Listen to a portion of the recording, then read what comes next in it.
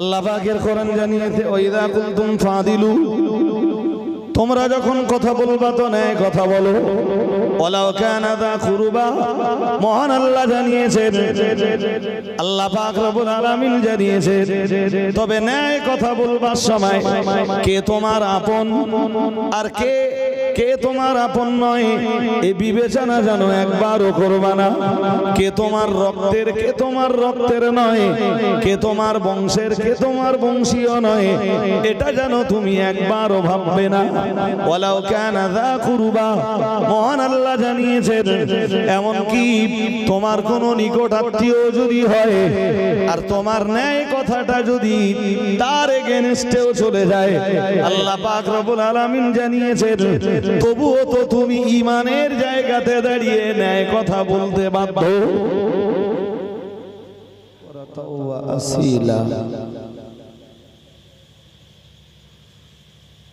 وجاء في حديث الشريف عن النبي صلى الله عليه وسلم أربع من أعطيهن فقد أعطي خير الدنيا والآخرة قلبا شاكرا ولسانا ذاكرا وبدنا على البلاء صابرا وزوجة صالحة إلى الآخر الحديث صدق رسوله النبي الكريم وجاء في حديث الشريف عن النبي صلى الله عليه وسلم موضعا آخر قال أكثروا ذكر الله حتى يقولوا مجنون صدق رسوله النبي الكريم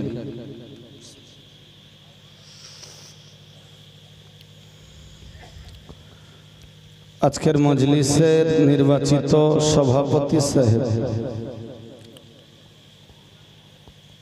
প্রধান অতিথি জামিয়া রহমানিয়ার পরিচালক মাননীয় মুফতি সাহেব হুজুর কিবলা, সম্মুখে উপবিষ্ট সম্মানীয় শ্রোতামণ্ডলী,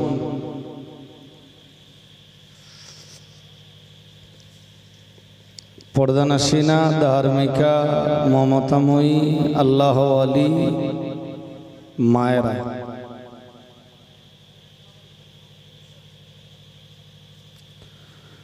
আল্লাহ পাকের দরবারে শুকরিয়া যিনি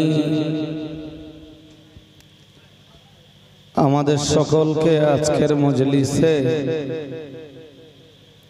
বসবার তৌফিক নসিব করেছেন। সকলে বলুন আলহামদুলিল্লাহ। মানুষ যতটা আছেন আওয়াজ ততটা ভালো হয়নি, আর একটু আওয়াজ তুলে বলুন আলহামদুলিল্লাহ।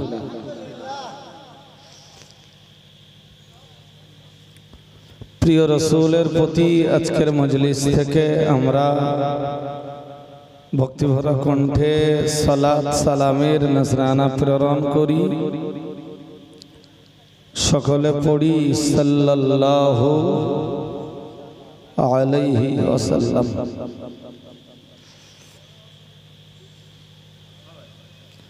বা'দা তাহিয়াতি ওয়াস সালাম। যারা এসে বসেছেন সকলকে আন্তরিক মোবারকবাদ। সকলের কাছে অনুরোধ, সারাদিনের আকাশ এই মজলিস পরিচালনার প্রতিকূলে ছিল। আলহামদুলিল্লাহ রাতের আকাশ ভালো। সারাদিনে আল্লাহ পর্যাপ্ত পরিমাণ পানি দিয়েছেন, বলুন আলহামদুলিল্লাহ। এখনো পানি দরকার। প্রচণ্ড দাবদাহে মানুষ খুব কষ্ট পাচ্ছিল। আল্লাহ সেই দাবদাহ থেকে আকাশ থেকে পানি নাজিল করে মানুষকে নাজাত দিয়েছেন, আলহামদুলিল্লাহ। তো এতক্ষণ ধরে মাননীয় মুফতি সাহেব হুজুর কেবলা হুজুরের কাছে গুরুত্বপূর্ণ ওয়াজ শুনছিলেন। শেষের দিকে ওয়াজ শুনে যেটা বুঝলাম, শেষের দু চারটি কথা শুনে যা বুঝলাম, তাতে মাননীয় মুফতি সাহেব আপনাদেরকে বোঝাচ্ছিলেন যে আমালে আকসারের চাইতে আল্লাহর কাছে আমালে আহসানটা ভালো। অর্থাৎ অধিক আমলের তুলনায় আল্লাহর কাছে সুন্দর আমলটাই ভালো, তাই তো নাকি? আমি কুরআনুল কারীমের ছোট ছোট দুটো আয়াতের টুকরা পড়েছি, একটি হাদিস পড়েছি।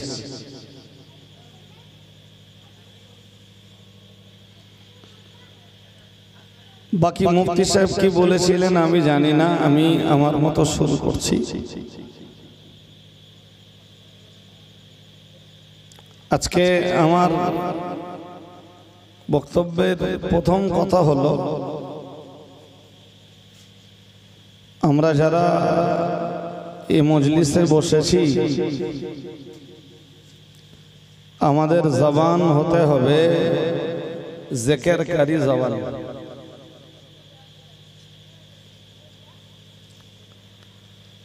কারণ আল্লাহর কাছে জিকিরকারী জবান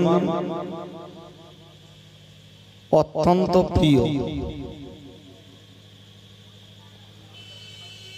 যে জবান আল্লাহর জিকির করে আল্লাহর কাছে, সেই জবান অত্যন্ত প্রিয়।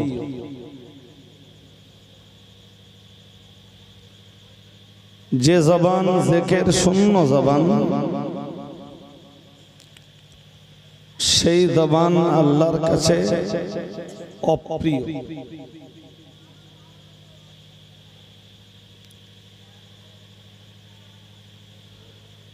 কুরআনুল কারীমে যিকির শব্দটি ভিন্ন ভিন্ন অর্থে ব্যবহৃত হয়েছে।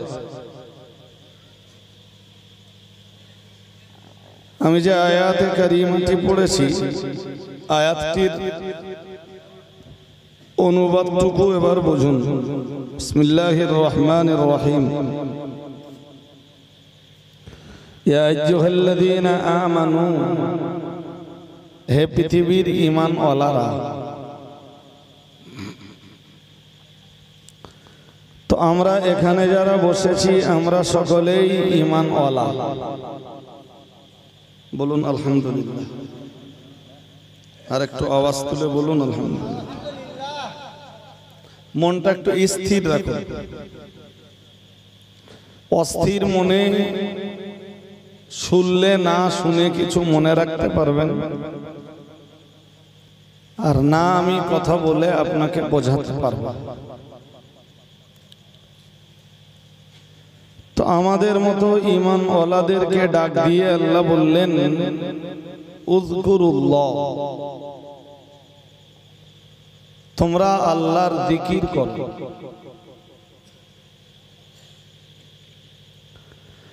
পরে বললেন যিকরান কাসীরা, আল্লাহর জিকির করো, বহুত বহুত জিকির।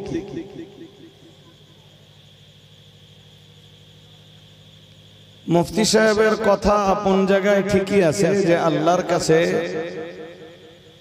আমালে আকসারের তুলনায় আমালে আহসানটাই ভালো। অর্থাৎ অধিক আমলের তুলনায় সুন্দর আমলটাই আল্লাহর কাছে প্রিয়। আর আমি যে আয়াতটি পড়েছি এই আয়াতে আল্লাহ বললেন, ওহে ঈমানওয়ালা মানুষের দল, তোমরা জিকির করো আল্লাহর। আমরা যেন বললাম আল্লাহ জিকির কতটা করব, আল্লাহ বললেন যিকরান কাসীরা, বহুত বহুত জিকির। একজন মানুষ যখন কোরআন দিয়ে জীবন গড়ে তখন সেই মানুষটার চলা বলা ওঠা বসা আদাত অভ্যাস আচার আচরণ ব্যবসা বাণিজ্য রাজনীতি অর্থনীতি সমাজনীতি রাষ্ট্রনীতি সবকিছু আল্লাহর জিকির বলে গণ্য হয়। জিকির মানে সবসময় আল্লাহ আল্লাহ আল্লাহ আল্লাহ করতে হবে বা সুবহানাল্লাহ সুবহানাল্লাহ আলহামদুলিল্লাহ আলহামদুলিল্লাহ করতে হবে, বিষয়টা এরকম নয়। জবানের জিকির নিশ্চয়ই ভালো, কিন্তু আমি যে কথাটি বলেছি কথাটির দিকে গুরুত্ব আরোপ করুন যে একজন মানুষ যখন কোরআন দিয়ে জীবন গড়ে তার তামাম জিন্দেগির সবকিছুই তখন আল্লাহর জিকির বলে গণ্য হয়। জিকির বলতে স্মরণ, জিকিরের বাংলা বলুন স্মরণ। তা ধরুন আপনি ব্যবসা করতে যাচ্ছেন, তো ব্যবসার আঙিনায় দাঁড়িয়ে যদি আপনি মিথ্যা কথা না বলেন,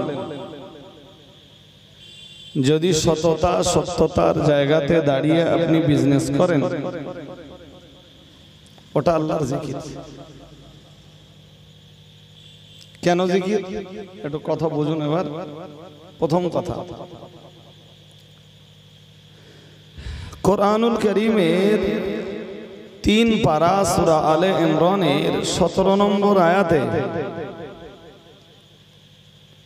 আল্লাহ জান্নাতি মানুষদের 5টা গুণের পরিচয় দিয়েছেন। যে জান্নাতি মানুষ যারা হবে দুনিয়াতে তারা 5টা গুণে গুণান্বিত হবে। সুবহানাল্লাহ। এই 5টা গুণ যাদের ভিতরে পাওয়া যাবে তারাই জান্নাতের হকদার, তারা জান্নাতের অধিকারী। সুবহানাল্লাহ। ওই যদি বাগন্ডি গ্রামে, উত্তর বাগন্ডি গ্রামে, এই গ্রামের সবচেয়ে ধনীর ভিতরে ওই 5 গুণ না পাওয়া যায়, তাহলে আল্লাহ তার জন্য জান্নাতের ফয়সালা দিবেন না।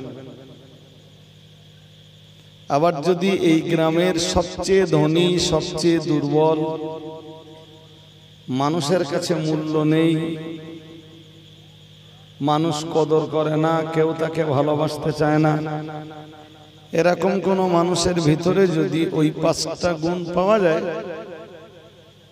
এবং সে যদি আল্লাহর রেজামন্দির জন্য ওই 5টা গুণ অর্জন করে, আল্লাহ তার জন্য জান্নাতের ফয়সালা দিতে পারেন।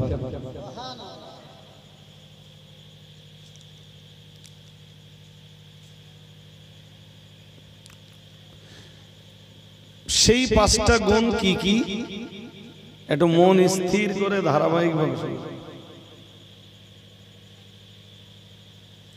الصابرين والصادقين والقانتين والمنفقين والمستغفرين بالأسحار। সুবহান আল্লাহ। আরেকটু মন খুলে বলুন। এই 5টা গুণ আল্লাহ ওই এক আয়াতে প্রায় 1 লাইনের ভিতরে বলে দিয়েছে।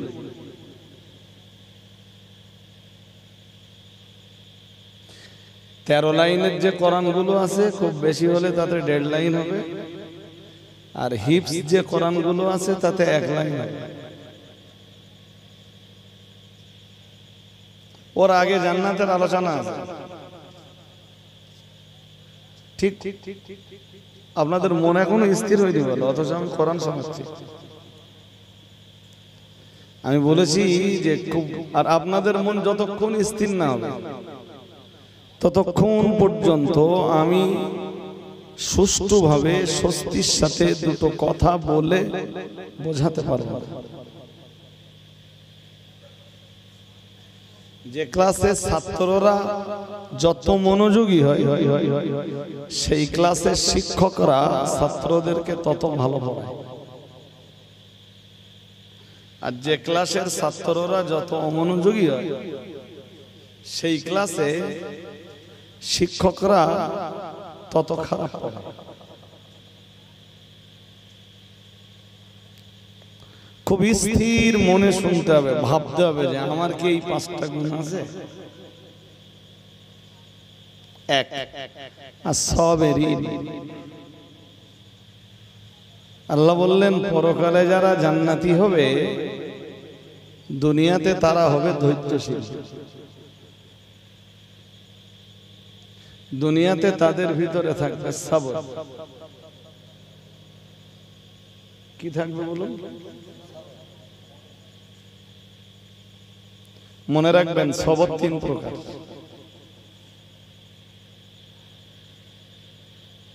সবর কি আমরা সেটাই তো বুঝি না।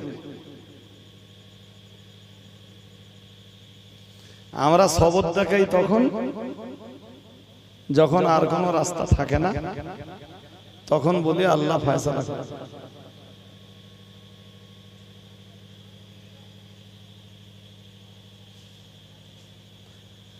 নিজের অধিকারটা ফিরে পাওয়ার জন্য বহু চেষ্টা করেছে। পঞ্চায়েত প্রধানের কাছে হেঁটেতে, প্রথম গ্রামের মেম্বারের কাছে হেঁটেতে, পঞ্চায়েত প্রধানের কাছে হেঁটেছে, জেলা পরিষদের নেতার কাছে হেঁটেছে, এমএলএ এমপির কাছে হেঁটেছে, কোনো জায়গায় যে কিচ্ছু হয়নি। শেষ বেলায় বলছে আল্লাহ যেটা ফয়সালা করে। এটা সবর নয়।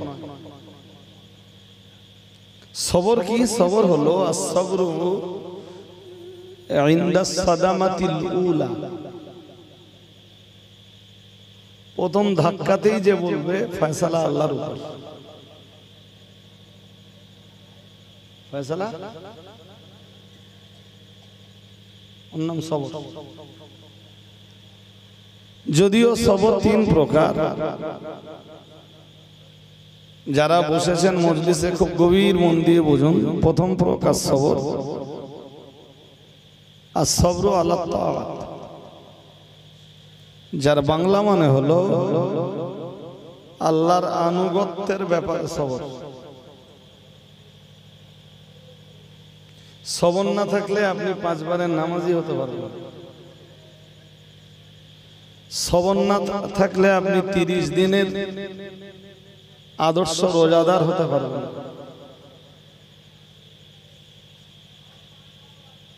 কথা কি শুনছেন? আমি শুধু রোজাদার বলিনি বলো। রোজাদারের আগে আর একটা শব্দ জুড়েছি, শব্দটা হলো আদর্শ রোজাদার।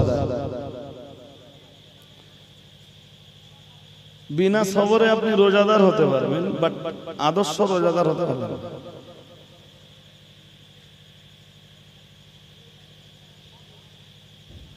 সবর ছাড়া যাকাত দিতে পারবেন। সবর ছাড়া আল্লাহর হুকুমগুলোকে আপনি বাস্তবায়ন করতে পারবেন না।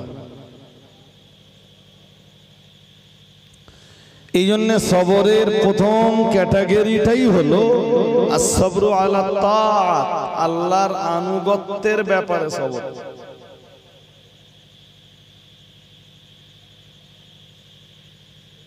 যেটা রাসূলকে করতে হবে। ইয়া আইয়ুহাল্লাযীনা আমানুত্তাকুল্লাহ, হে দুনিয়ার ঈমানওয়ালা মানুষের দল, ইত্তাকুল্লাহ, তোমরা আল্লাহকে ভয় করো। ওয়াকুলু কওলান সাদীদা, মহান আল্লাহ জানিয়েছেন আর পৃথিবীতে তোমরা সোজা কথা বলো। সোজা সোজা। তো পৃথিবীতে যারাই ঈমান এনেছেন তাদের প্রতি আল্লাহর এই আয়াতের 2টো হুকুম। একটা হুকুম হলো প্রথম হুকুম হলো তোমরা আল্লাহকে ভয় করো, আর দ্বিতীয় হুকুম হলো তোমরা সোজা কথা বলো।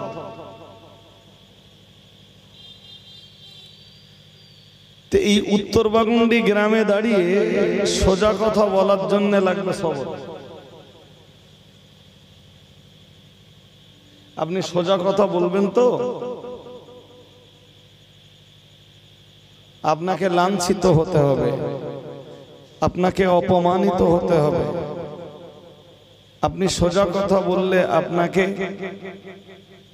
আপনার প্রতি এমন, আপনার এগেনস্টে এমন পর্যায় তৈরি করা হবে যে যাতে আপনার দেহের রক্ত ঝরতে পারে, যাতে আপনি অত্যাচারিত হতে পারেন, জুলমের শিকার হতে পারেন। তো যদি আপনার ভিতরে সবর না থাকে, তাই সোজা কথা বলা আপনার পক্ষে দ্যাটস ইম্পসিবল।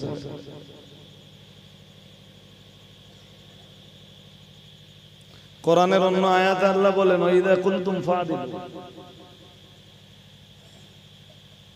আল্লাহ বলেন যে যখন তোমরা কথা বলবা ন্যায় কথা বলো।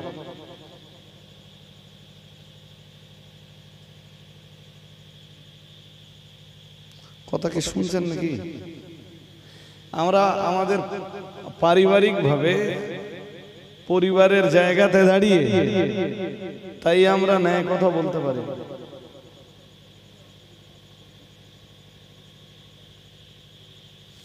কিন্তু এটা এক ইসলামের এক মারাত্মক নির্দেশ। আমি আলাদা আলাদা করে সব কথা বলতে গেলে তো অনেক সময় যাবে নি।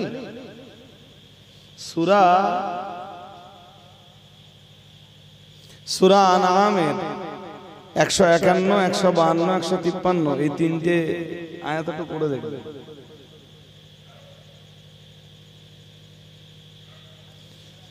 সম্ভবত 153 নম্বর আয়াতে আল্লাহ বলেন ইন্না হাযা সিরাতি মুস্তাকিমান। আল্লাহ বলেন আমার এই রাস্তাটাই হলো সোজা রাস্তা, ফাত্তাবিউহু, আমার এই রাস্তার অনুসরণ করো। সুবহানাল্লাহ। আর একটু মন খুলে বলুন। কিন্তু 151 আর 152 নম্বর আয়াত পড়লে সোজা রাস্তা বলতে কোনটা? 151 আর 152 নম্বর আয়াতে তার বিবরণ আছে। আর 53 নম্বর আয়াতে যে বললেন 152 আর 153 নম্বর আয়াতে যা যা আছে সেটাই হলো সোজা রাস্তা। সুবহানাল্লাহ। আর একটু মন খুলে বলুন। 152 আর 153 নম্বর আয়াতে যা আছে আমি তো সে বলিনি আপনাদের, তার ভিতর থেকে একটা কথা শুধু বলেছি, ওয়াইদা কুনতুম ফাদিলু। আল্লাহ বলেন যখন কথা বলবা সত্য কথা বলো, ন্যায় কথা বলো, হক কথা বলো, সোজা কথা বলো।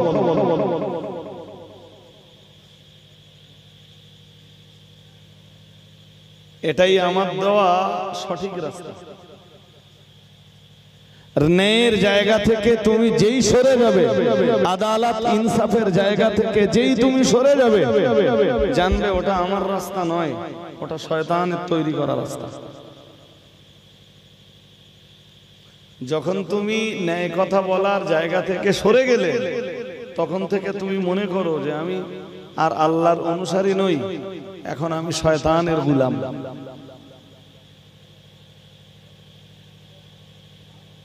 কথা শুনছেন নাকি? শুনছেন ভাই? এসব কথা বলবার জন্যে, বুঝবার জন্যে, মানে কোরআন দিয়ে যদি ধারাবাহিক ভাবে আলোচনা করা হয়, সবচেয়ে মজার ব্যাপার কি জানেন? মজার ব্যাপার হলো কোরআনের সব কথা এক জায়গায় নেই। এই জন্য আপনি কোরআনের তরজমা যখন পড়বেন আপনার খুব একটা ভালো লাগবে না। কেন ভালো লাগে না? কোরআনের একটা কথা আপনি প্রথম পারায় পাবেন, তো পরের ঠিক ঠিক ওই কথার রিলেটেড কথাটা হয়তো আপনি কোরআনের 28 পারায় যেয়ে পাবেন। 28 পারায় আপনি যে কথাটা পাবেন ঠিক ওই কথাটার রিলেটেড আর একটা কথা হয়তো আপনি 3 পারায় এসে পাবেন।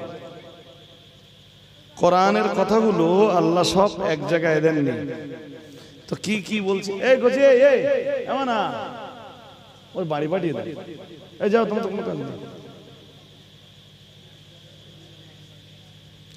আল্লাহ পাকের কোরআন জানিয়েছে ওয়াইদা কুনতুম ফাদিলু তোমরা যখন কথা বলবা তো ন্যায় কথা বলো ওয়ালাউ কানা যা কুরবা মহান আল্লাহ জানিয়েছেন আল্লাহ পাক রব্বুল আলামিন জানিয়েছেন তবে ন্যায় কথা বলবার সময় কে তোমার আপন আর কে তোমার আপন নয় এই বিবেচনা জানো একবারও করবা না কে তোমার রক্তের নয় কে তোমার বংশের কে তোমার বংশীয় নয় এটা জানো তুমি একবারও ভাববে না ওয়ালাউ কানা যা কুরবা মহান আল্লাহ জানিয়েছেন এমন কি তোমার কোন নিকট আত্মীয় যদি হয় আর তোমার ন্যায় কথাটা যদি তার এগেইনস্টেও চলে যায় আল্লাহ পাক রব্বুল আলামিন জানিয়েছেন তবুও তো তুমি ঈমানের জায়গাতে দাঁড়িয়ে ন্যায় কথা বলতে বাধ্য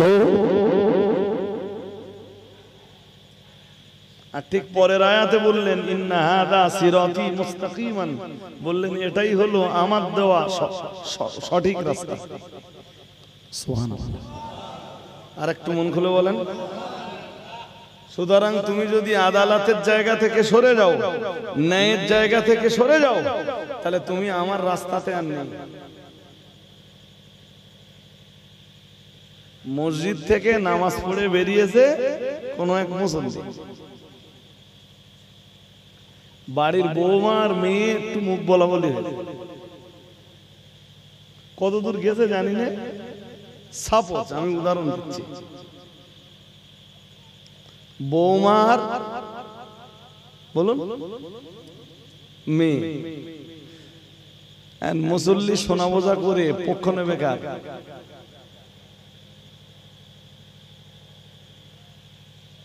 কিছু তাহলে ওর ভিতরে আদালত হতে পারে তো মেয়ের দোষ মেয়ে অপরাধী ওইটাই তো আল্লাহ বলতে দেন ওয়ালাউ কানা যা কুরবা তাই বলেছি যে বৌমার রাস্তা যেতে হবে সেটা বলেছি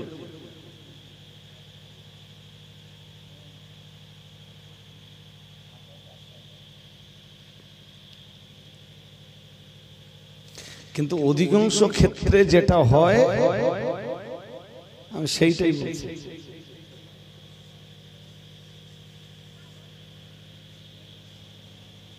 এই আদল বা আদালত আর ইনসাফ যদি সমাজে বহাল থাকতো শাশুড়ি বৌমাতে কখনো গোলমাল লাগবে না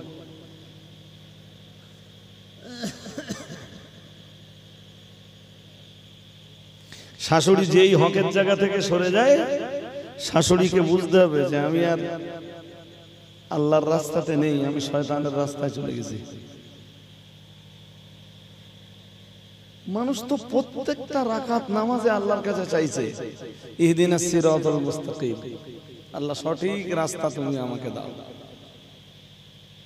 কিন্তু মুখে বলে এক আর কাজে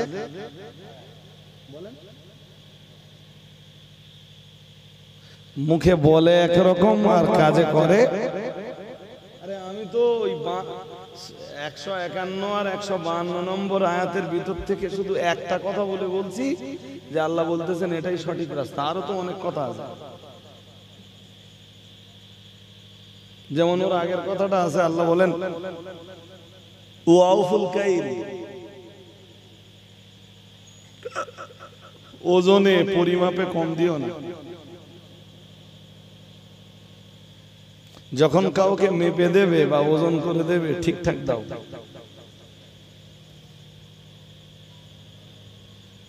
ঠিক 53 নম্বর আয়াতে যে বললেন ইন্না হাযা সিরাতি মুস্তাকিমান ওজন করে যখন কাউকে দেবে পরিপূর্ণ দাও কম দিতে পারবে না এটাই আমার দেওয়া সঠিক রাস্তা সুবহানাল্লাহ আর একটু মন খুলে বলুন এই জায়গাটায় বহু মানুষ তো ধরা পড়ে যাবে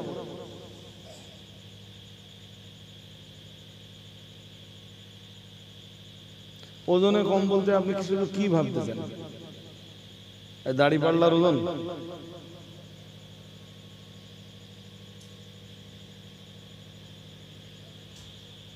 একটা লোককে মাঠে কাজ করালেন,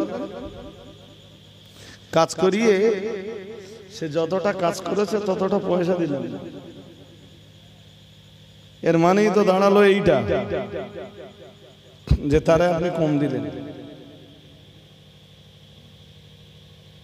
হ্যাঁ না কিছু বলবেন তো? না বুঝতে অসুবিধা হচ্ছে? কাজ করালেন সারাদিন, টাকা দেওয়ার সময় দিলেন 200 টাকা, তো ওজনে তো আপনি কম দিলেন।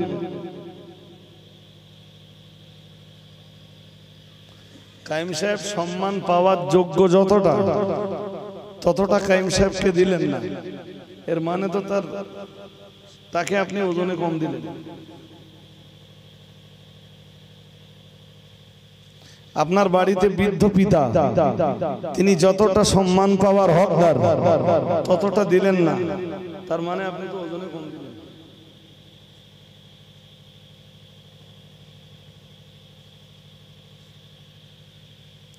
স্কুলে গেলেন, ছাত্রদেরকে, ছাত্রীদেরকে, শিক্ষার্থীদেরকে যতটা পড়ানো দরকার ততটা পড়ালেন না, মাইনে নেওয়ার সময় 16 আনা বুঝে নিলেন, এর মানে তো ওজনে কম দিলেন।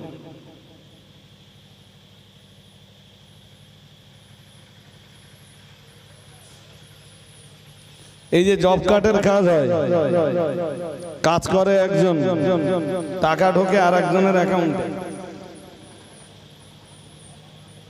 হ্যাঁ না কিছু বলবেন তো? ঢোকে তো,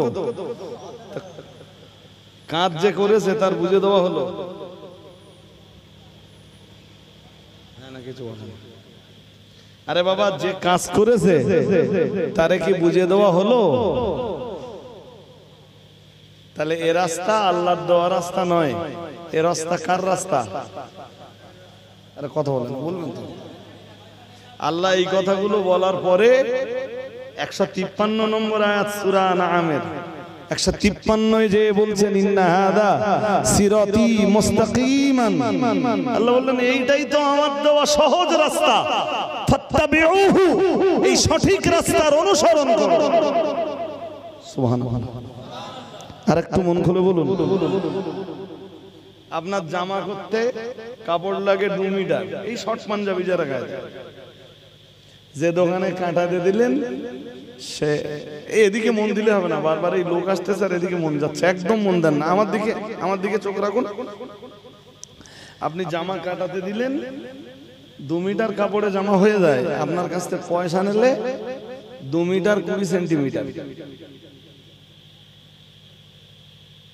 দেওয়ার সময় কম দিলে তো? হ্যাঁ না কিছু কম দিলে তো? কার রাস্তা?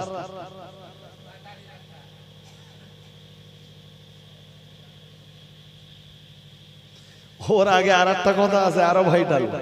আল্লাহ বলেন ওয়ালা তাকরাবু মালাল ইয়াতীম, আল্লাহ বলেন এতিমের মালের ধারে পাশেও যেও না, এতিমের মালের ধারে পাশেও যেও না।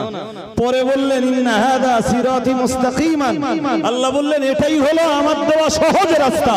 তুমি এতিমের মাল আত্মসাৎ করতে পারবে না, গরিবের মাল আত্মসাৎ করতে পারবে না, অসহায়দের মাল আত্মসাৎ করতে পারবে না, তুমি দুস্থ মানুষদের মাল মেরে কেটে খেতে পারবে না।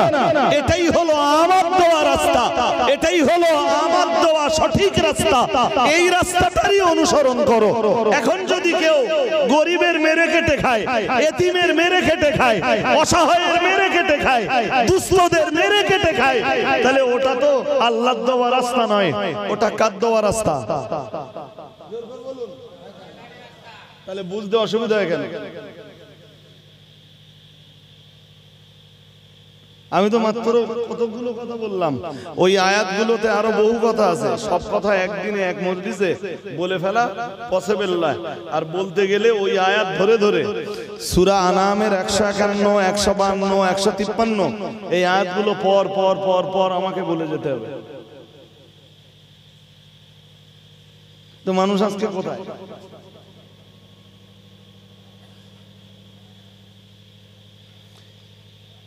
যে কাজ করে হালাল ভাবে 500 টাকা উপার্জন হবে, সেই কাজ করে একটু বাঁদরামি করলে 5000 টাকা ইনকাম হবে।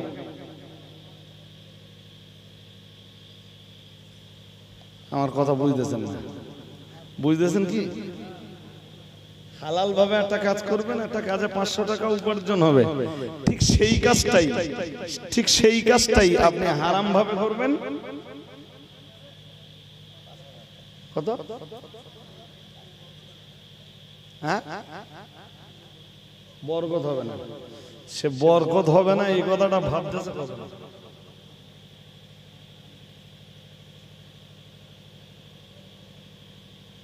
অধিকাংশরা তো ওই হালালের রাস্তাটা ছেড়ে হারামের রাস্তাটাই ধারণ করে।